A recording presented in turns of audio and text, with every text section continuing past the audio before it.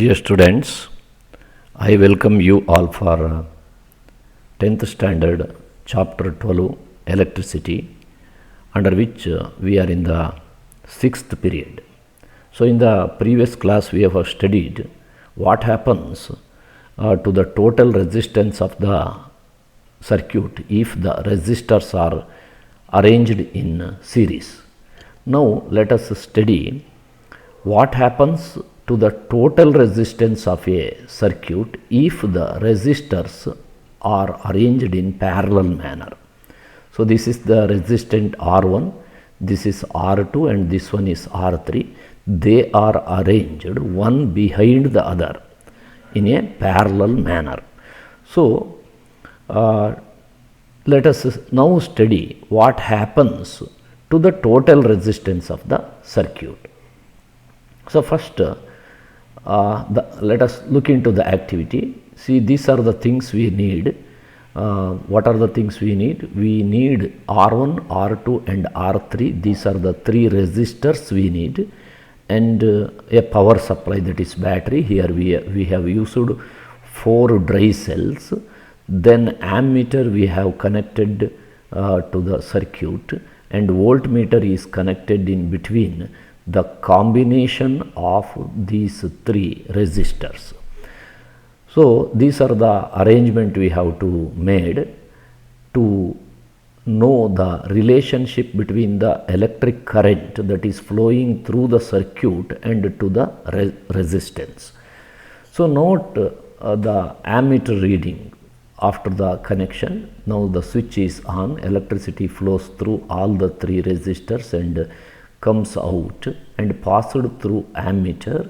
This ammeter reading will give the electric current in the circuit. Now you can also measure the voltmeter connection, voltmeter reading, because voltmeter is connected in between the X and Y. These are the X and Y are the 2 ends of the resistors in combination. So if voltmeter is connected here, this voltmeter reading gives you the potential difference between the point X and Y. Then you may connect this voltmeter in between the 2 ends of R1. Then the reading will remain same as in the first case, that is voltmeter is connected in between X and Y. Then in the third time voltmeter is connected in between the 2 ends of R2, resistor R2. Then also the value of voltmeter is same as in the previous 2 cases. So if you test the potential difference between the R3, then also you will get the same reading in voltmeter. This shows that the potential difference throughout the circuit is same, or otherwise you may say voltage or potential difference V, that is constant throughout the circuit if the resistors are arranged in parallel manner. So this is the thing we have studied. Then next we are going to test the relationship between the resistors which are arranged in the parallel manner to that of the electric current flows through the circuit. So first we have to get the what is called electric current that is passing through the circuit by connecting the ammeter here. So you get some reading, that is the what you call the total electric current that is passed through the circuit. Now you have to, in the second case, you have to connect this ammeter just behind the R1. So see, this is R1, voltmeter is connected here, ammeter is connected here. See, the current passed through the resistor will be recorded by the ammeter. Now ammeter gives a different reading which is entirely different from the reading which we have got in the first time when the ammeter is connected across the circuit. So then remove the ammeter and connect the ammeter just nearby the what is called the resistor R2. Then also you get the different reading. So here the ammeters or ammeter reading is different for different place. Next, in the last case, I am going to connect the ammeter just near the resistor R3, then also I get another different reading. But one thing it is observed experimentally, then if after this experiment, if you total the reading, or if you count the reading, if you the total of the reading what we got near the R1, R2 and R3, if you total it, if you add the reading of ammeter near the R1 and ammeter reading in the R2, ammeter reading near the R3, if you total all these reading, it will be equal to the reading what we got when the ammeter is connected in series. This gives you an idea that I is equal to the I1, I2 and I3. I1 is the current flowing through the resistor R1, I2 is the current passing through the resistor R2 and I3 is the electric current passed through the resistor R3. So if you add I1, I2 and I3, it will be same, or the sum of these three what is called reading will be equal to the electric current, total electric current that is passed through the circuit. So this can be symbolically represented in this manner. I, that is the total electric current passed through the circuit, is equal to I1 plus I2 plus I3. But we know, according to the Ohm's law, we know V is equal to I into R. So here I, what is I? I is nothing but V by R. If so, then what will be I1? I1 will be V by R1, because I told you already the potential difference across this circuit is always constant. That is, all the potential difference V is constant if the resistors are arranged in the parallel manner. So V is constant here. So the I1 is equal to V constant by R1. Then I2 is equal to V by R2, I3 is equal to V by R3. So now let us add, instead of I, let us write the right hand side only. So you know I is nothing but I1 plus I2 plus I3. If so, I1 is equal to V by R1 plus, you have to write plus here. Then I2, instead of I2 you may write V by R2. Then instead of I3 you may write V by R3. So the equation will be I1 plus I2 plus I3 is equal to V by R1 plus V by R2 plus V by R3. Okay. So now let us remove the constant. See here, I1, I2, I3. Instead of writing these, I may write I, because you know I1 plus I2 plus I3 is equal to I. So I write I here. So in the right hand side, V is common in all the three values. So I take V outside. So what is remaining here? 1 by R1, 1 by R2, 1 by R3.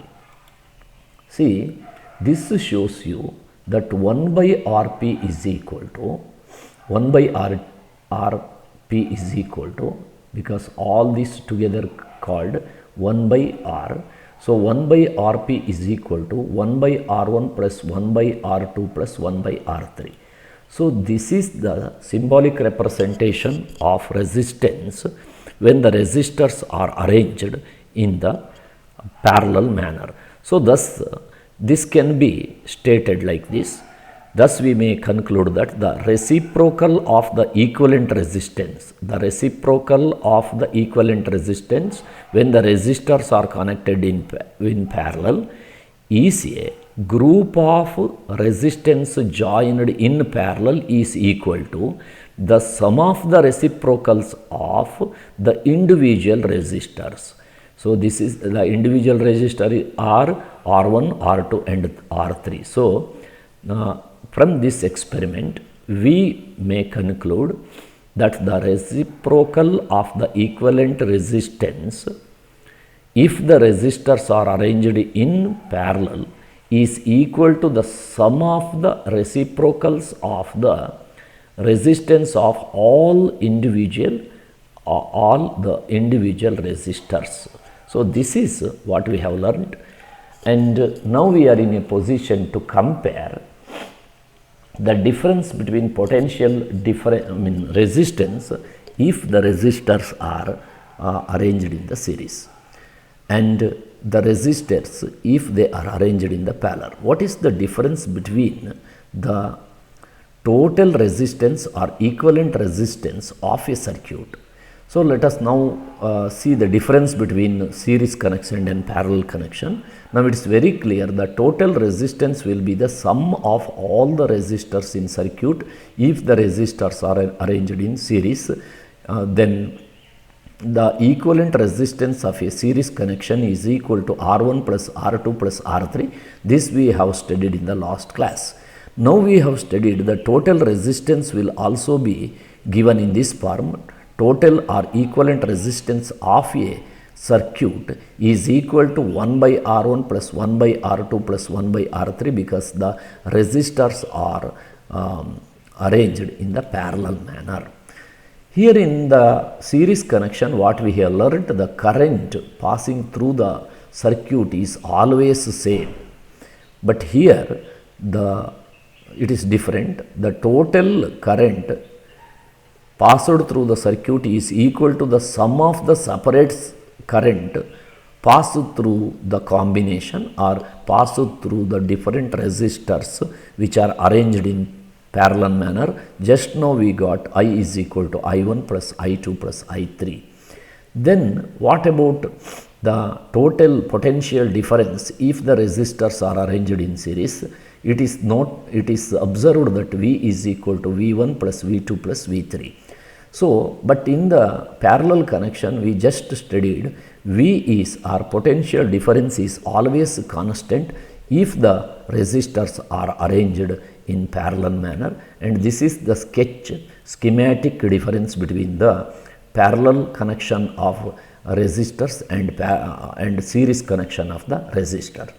Here the total resistance will always high because we have to add the resistance of first resistor, second resistor as well as third resistor, then you will get the total resistance of the circuit. But it is not so here. The total resistance of a system is always less than the least resistor which is in the parallel connection. So this is what we have studied so far. Now, based on the knowledge what we have gained, now you can answer some of the questions. Why it is not advisable to connect electric bulb and electric heater in series connection? It is very clear because electric heater consumes large amount of energy, electric energy than the electric bulb. So if they are connected in series, the large amount of electricity that will pass through the electric bulb and it may damage the electric bulb. So it is an example to prove if the electric devices which are having different power should not be connected in series. So this is explained here. You may pass through, you can go through it. See, you may have seen a fairy lights which are used to decorate the building during festival or marriage party, etc. If at all one bulb in the series is damaged, then you have to check all the other bulbs, all the bulbs which are in series, to find out which bulb is damaged. And if one bulb is damaged in a series, other bulbs cannot glow in the series, because electricity should not pass through, will not pass through the device which is damaged. So this is the drawback of series connection. Then what are the advantages of connecting the devices, electric devices in parallel? Generally, it is advisable to connect the devices in parallel for domestic purposes, for industrial purposes. This is because in parallel connection, electricity will pass through, different amount of electricity will be consumed by different devices, and all the different devices are having separate switches of their own. So if you switch off one device, other devices will not be disturbed. So in parallel circuit, if one electric device is stop working, or if you switched off that electric device, the other electric devices will get electricity without any harm. In parallel circuit, there is another advantage, that is, if electric devices are arranged in parallel, then if you switch and every devices have the separate switch of their own, so you can switch on or switch off any device which you want without affecting the other devices in the circuit. In another important advantages of parallel circuit is, each appliance get the same amount of what is called potential difference as that of the power supply line. So whatever amount of what is called power is required, that will be consumed by the devices depending on its power. In parallel connection, the electric appliances, if they are connected in parallel, then the overall resistance of the circuit is reduced, due to which the current from the power supply is high. So there will be no damage, and each device will get the equal amount of power. But in series connection, if they are arranged in series, the last device receive very less electric current. That is the demerit of what you call series arrangement. So it is not advisable to connect electric devices in series. And now we are going to study another concept, that is heating effect of electric current. You know, there are some conducting wire, they have some resistance. You know what is the meaning of it. If they have resistance, they offer some disturbance, or they resist the motion of the electron. Electrons are charged particles, they are moving with a great speed. If there are some obstruction in the conducting wire, they may collide with the disturbance or the atoms that are present in the outer side of the conductor. So these are the atoms that are present, free electrons, free atoms that are present in the outer surface of the wire are considered as the disturbance, or that is nothing but the resistance. So the fast moving electron will hit or collide with the atoms that are present in the wire. So the kinetic energy possessed in the fast moving electron will be transferred to the atoms which are being hit. So this will be, kinetic energy will be changed into the thermal energy or heat energy. So this is the reason why the wire gets heated if electric current is passed through the resistant wire. This effect is called heating effect of electric current. So now let us define what is it, and let us mention the equipment or devices which are working on this basis. In this paragraph, it is very clear that whenever electric current passes through the conductor, due to the resistance of the conductor, if heat energy is generated in the conductor, then this effect of electric current is called heating effect of electric current. The electric iron box, electric heater, these are some of the instruments, electric instruments, they work on the basis of heating effect of electric current. Next, let us study what are the factors that influence on the heating effect of electric current. The heat is generated in the conductor whenever the electricity passed through the resistance wire. It is depending on three factors. The first factor is the strength of the electric current. If you supply more electric current through the conductor, then the heating effect will be more. If you send the less amount of electric current, then the heating effect is less. This is one point. Then second factor which also influence on the heating effect is the resistance of the conductor. If you use more resistant wire, then heat liberated will be more. If you use the conductor which has less resistance, then the less heat is generated. Then the time durations of passing the electric current. If you pass electric current through a conductor for a long duration of time, then the heating effect is more. If you supply less amount of, if you supply electric current through a conductor for few minutes or for less time, then the heating generated will be very less. So with this we have studied some of the important points of this lesson. Let us study the remaining point in my next period. Thank you for listening the class.